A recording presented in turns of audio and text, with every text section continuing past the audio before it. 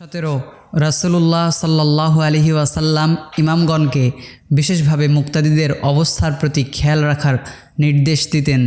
তিনি বলতেন, যখন তোমাদের কোনো ব্যক্তি ইমামত করবে তখন যেন সে নামাজকে সংক্ষিপ্ত করে, কেননা তাদের মধ্যে দুর্বল, অসুস্থ ও বৃদ্ধ ব্যক্তি থাকে, এবং যখন সে একাকী নামাজ আদায় করবে তখন যত দীর্ঘ ইচ্ছা করবে। 18 তিনি ইমামের পেছনে সূরা ফাতিহা বা অন্য কোনো সূরা পড়ার আদেশ কখনো কাউকে করেননি। তিনি বলেছেন, মান কানা লাহু ইমামুন ফা কিরাআতুল ইমামি লাহু কিরাআতুন, যে ব্যক্তির ইমাম আছে ইমামের কেরাতি তার কেরাত হবে। আরও বলেছেন, ইদা সাল্লাইতুম ফা আকিমু সুফুফাকুম, যখন তোমরা নামাজে দাঁড়াবে তখন কাতার সোজা করবে। সুম্মা ইয়াউম্মুকুম আহাদুকুম, অতঃপর তোমাদের একজন ইমাম হবে। ফা ইদা কাব্বারা ফা কাব্বিরু, ইমাম যখন তাকবীর বলবে তখন তোমরাও তাকবীর বলো। ওয়া ইদা ক্বরাআ ফা আনসিতু, যখন সে কিরাত পড়ে তখন চুপ থাকো। ওয়া ইদা ক্বালা গায়রিল মাগদুবি আলাইহিম ওয়ালাদ-দাল্লিন ফাকুলু আমিন, যখন সে গায়রিল মাগদুবি আলাইহিম ওয়ালাদ-দাল্লিন বলে তখন তোমরা বলো আমিন। ইউজিবকুমুল্লাহ, আল্লাহ তোমাদের দোয়া কবুল করবেন। সহিহ মুসলিম হাদিস নং 404। কোনো বর্ণনায় অনুচ্চস্বরের কিরাতের নামাজে চুপে চুপে সূরা ফাতিহা পড়ার অনুমতি বর্ণিত হয়েছে, তবে সেসব বর্ণনার ব্যাপারে হাদিস বিশারদদের আপত্তি রয়েছে।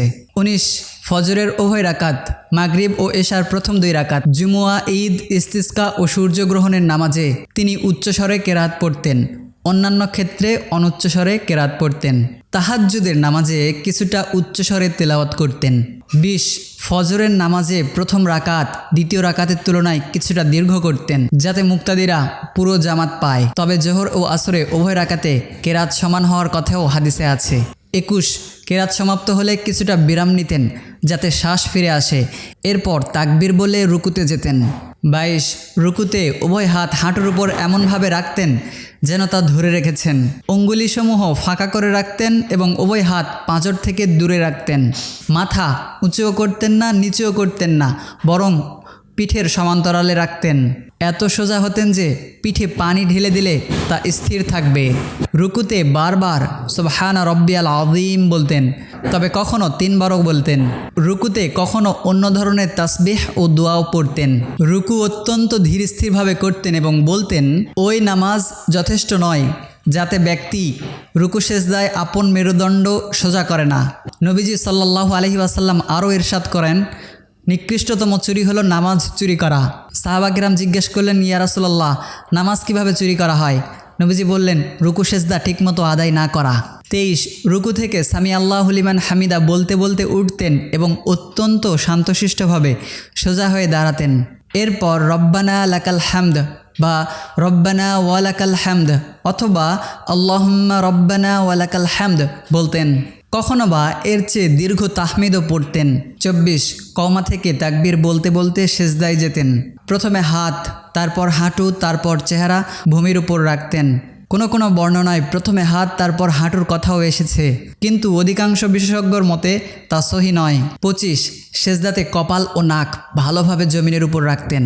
চেহারা উভয় হাতের মাঝে এবং কবজি কান বরাবর রাখতেন, কখনো বা কাঁধ বরাবর রাখতেন। উভয় বাহু পাঁজর থেকে দূরে এবং কনুই জমি থেকে উঁচু রাখতেন। এমনকি নিচ দিয়ে যদি ছাগলছানা অতিক্রম করতে চাইতো তাহলে অতিক্রম করতে পারত। সেজদা 7টি অঙ্গের উপর ভর দিয়ে করতেন। কপাল এবং নাক, উভয় হাতের পাতা, উভয় হাঁটু এবং উভয় পায়ের পাতার প্রান্ত। সেজদায় হাতের আঙ্গুল মিলিত রাখতেন এবং পায়ের অঙ্গুলি কিবলামুখী করে রাখতেন। সেজদা অত্যন্ত ধীর স্থিরভাবে আদায় করতেন। সেজদায় বারবার সুবহানা রব্বিয়াল আ'লা পড়তেন, কখনো বা 3 বার পড়তেন। নফল নামাজের সেজদায় দোয়াও করতেন। কোনো বর্ণনায় পাওয়া যায় ফরজ নামাজের সেজদাতেও নবীজি দোয়া করেছেন। 26 তাসবির পরে তাকবীর বলতে বলতে সেজদা থেকে উঠতেন এবং অত্যন্ত শান্ত হয়ে বসতেন। বাম পা বিছিয়ে তার উপর বসতেন এবং ডান পা খাড়া করে রাখতেন। ডান পায়ের অঙ্গুলিসমূহ কিবলামুখী করে রাখতেন। ফরজ নামাজে এ সময় কি পড়তেন এ ব্যাপারে আমাদের জানা মতে হাদিসের বর্ণনাসমূহ নীরব, তবে নফল নামাজে এই দোয়াটি পড়তেন, আল্লাহুম্মা গফিরলি ওয়ারহামনি ওয়াহদিনি ওয়াজবুরনি ওয়ারজুকনি ওয়াআফিনি ওয়ারফানি।